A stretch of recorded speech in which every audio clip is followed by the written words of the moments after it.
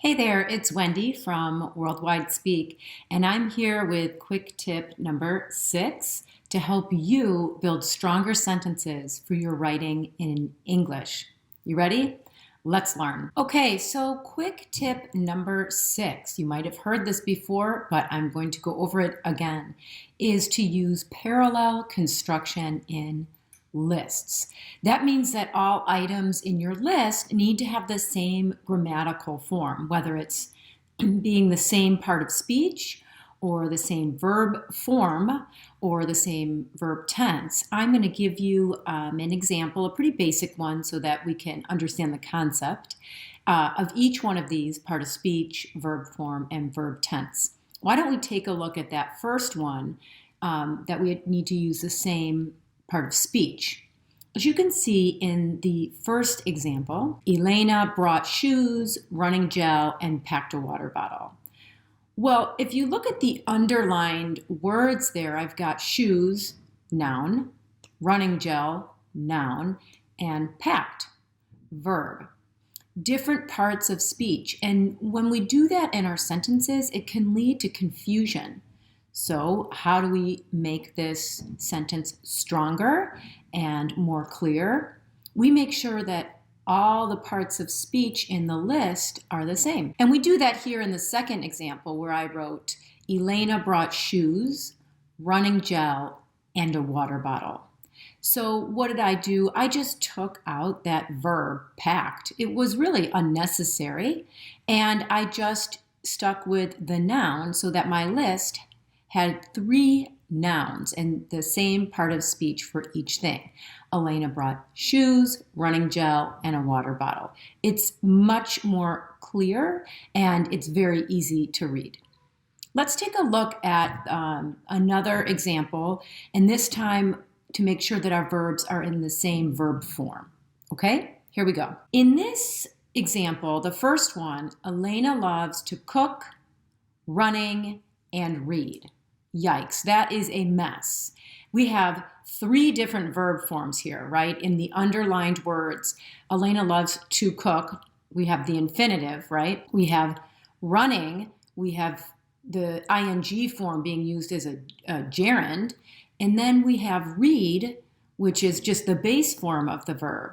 So that's confusing to the reader to have to jump around all these different verb forms.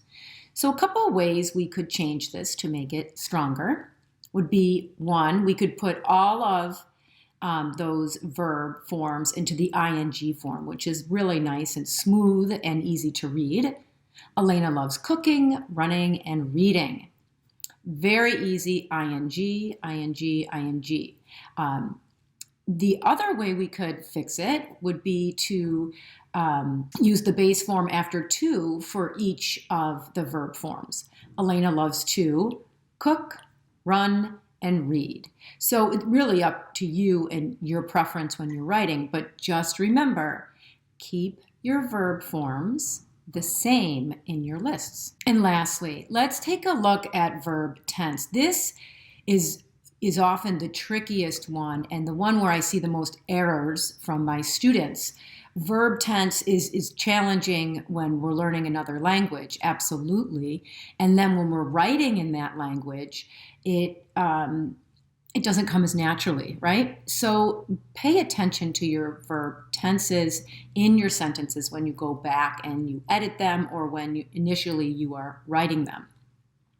So in this first example, Elena made dinner and eats it with her boyfriend.